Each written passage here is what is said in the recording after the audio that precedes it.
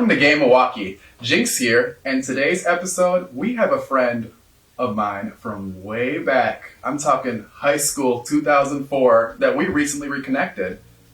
Michael, how are you today? I'm doing great. How are you? I have to say something.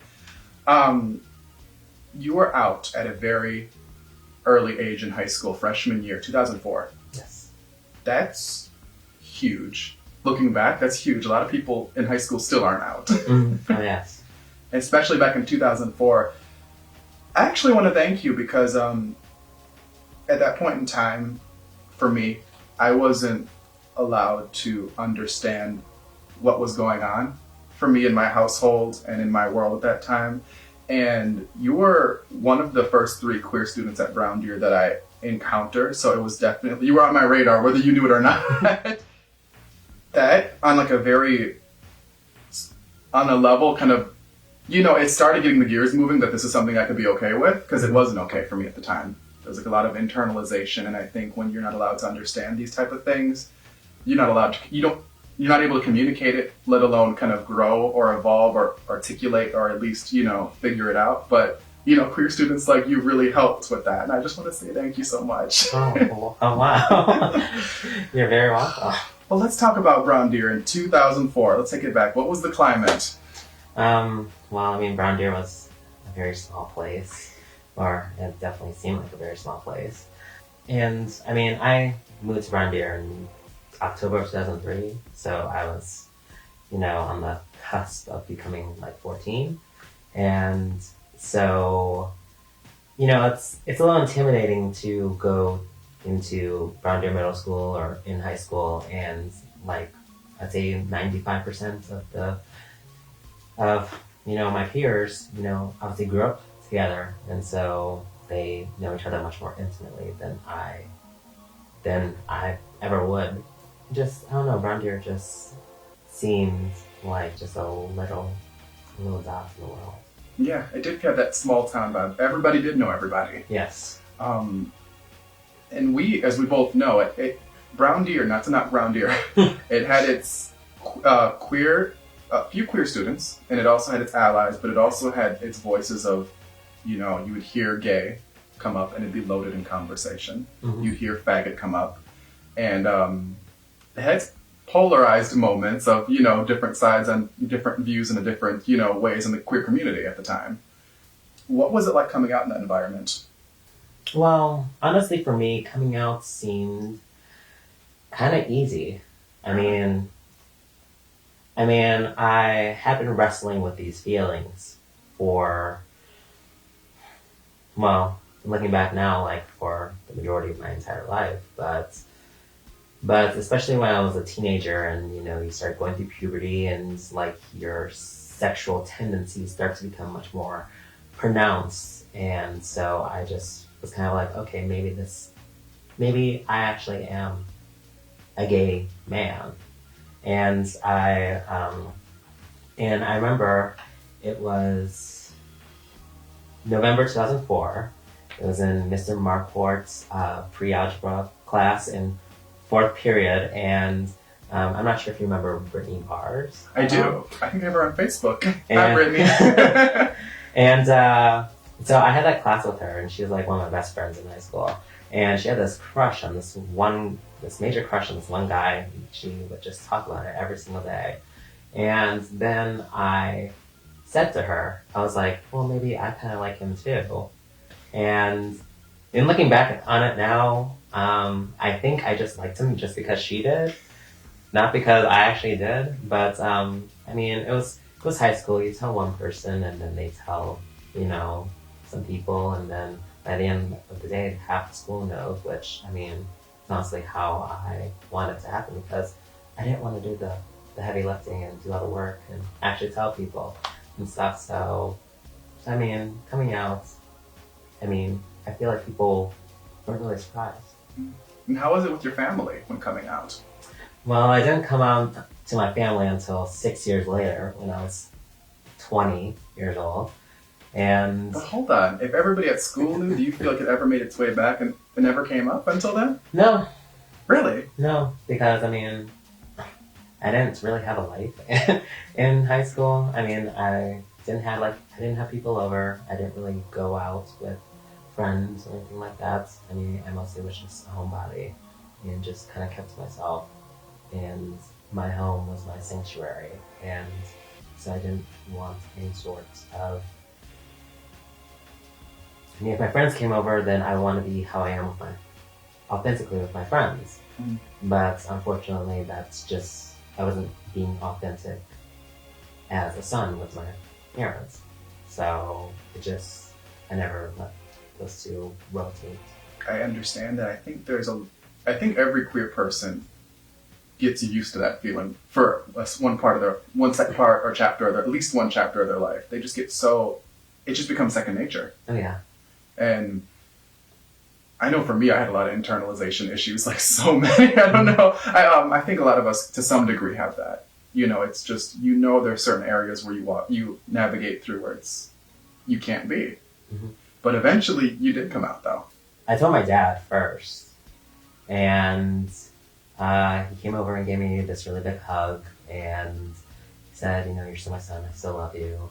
And then he left the room, and then about 15 minutes later, my mom comes in. She's like, "Oh, your dad said that you have something you want to tell me." And so I told her, and she's like, "Well, I mean, Mama, I always knew," and stuff. And it was funny because my mom, she has like friends in her head and stuff. And there's this one guy, I think he was like a director, like some sort of choreographer, or whatever. She had like this big crush on him. And she's like, "Oh my God, he looks like he'd be like so much fun to hang around with." And then the day after I told her that I was gay, then she's like, "Oh, maybe now the two of you can get together. He could be my son-in-law." And it's just like, sorry, but I'm like 20 years old, and he's like, what, in his 50s? I don't think that's gonna work. That was a thing back in the early 2000s when someone knew another gay person, they instinctively felt that they should be together. Oh yeah. Here's one unicorn, here's another unicorn. They should get together. Yeah, it's because attraction works that way. So I really have to ask, who are some of the queer people around you that helped you navigate and figure things out? Well, honestly, the representation was just kind of lacking for me. It wasn't until I did go to high school and I saw some of the seniors that were openly out. And so it just was kind of like, oh, well, maybe this isn't such a bad thing. And so I would say, being a freshman in high school and seeing a couple of seniors, that was like the first, as far as I can remember, the first like in-person like representation that I saw where I could actually like see them and feel them and talk to them. So I just felt like, well, maybe I should do this. And I think what's interesting about high school too, when you're in that position, is you're constantly seeing a day in the life of whoever is on your radar every day. Well, high school was, obviously, it defines a lot of who you are. Yeah. And I would say, I guess looking back on it, did I know everything, or was I supposed to become the person who I am now? Definitely not, and stuff. But I would say there definitely was like a lot of the groundwork for who I am right now. So I mean, I guess that's kind of a good thing, but it's high school. So. Right. So I have to ask, what were the hurdles during this time? There had to be some, because I feel like 2004, 2005, Brown Deer, can't be that easy, right? I felt like I was living a double life. Like I was Michael, like the authentic Michael in the world, but I was a different person when I was at home.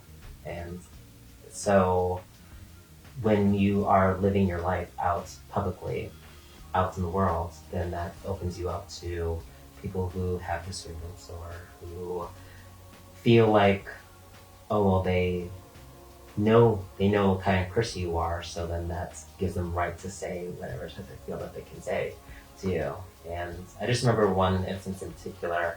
I actually don't think I think it was like during the summer or something like that.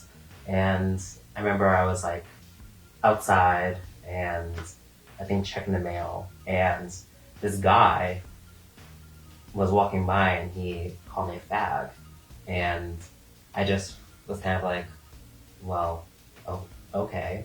I don't know this man, but Just a random stranger on the sidewalk? yes, he was just walking by as I was getting the mail, and so I mean, at the time, I didn't feel like oh my god, like that was a loaded thing to say. I was more confused as far as like, well, why does he feel like he can say that sort of thing to me? But as I was sitting around and kind of in my thoughts and stuff like that, I'm just kind of like, well, maybe did I do a little too much swing in my walking, like, or Did I like talk? something and stuff? Am I Like, talking away that gives it away? yeah. So you just kind of like second guess yourself as far as like, well, what am I doing that could, I guess, open myself up to being called names or being criticized, and so, I mean, you just become very self-critical and very hard on yourself. And that's I'm so glad you brought that up, because I feel a lot of queer people, when we get that energy gets thrown towards us, and it does make us feel very some kind of way. It's nasty. It's very nasty energy. A lot of our first responses are, "What did I do? Mm-hmm. Did I do this, or this?" And the reality is, someone feeling so comfortably throw negativity at you is garbage. Like that should be the first. Like, this person, something's wrong with them. Mm-hmm. It's not me. And I think, unfortunately, we do. Sometimes our natural reaction is to go, "What did I do?" You know? Yeah. Yeah, I mean, sometimes I just kind of feel like, you know, if I could go back to high school with the type of person who I am now, I would deal with things in a much better way than I did at the time. Mm. And so, I mean, I guess with age comes wisdom. Whether you know it or not, I was definitely moved by you being out at school. I was moved by also Emily, I believe her name was, and she was a lesbian at the time. And as I was telling you earlier, there's segments in your life when you're not out that start helping you navigate and start pointing you in the right direction and start helping you figure things out in the inside, because it does start there first. Mm-hmm. And like I said, I didn't think I had the permission to do that, and I think it's through each one of you guys that it really helps me set my course, because there were no other examples. Thank you so much for being on the show today, Michael. Of course, I would love to be here. All right, everybody. We're at Gay Milwaukee. We're signing out. Like, comment, subscribe, and share. You guys have a good one. Bye!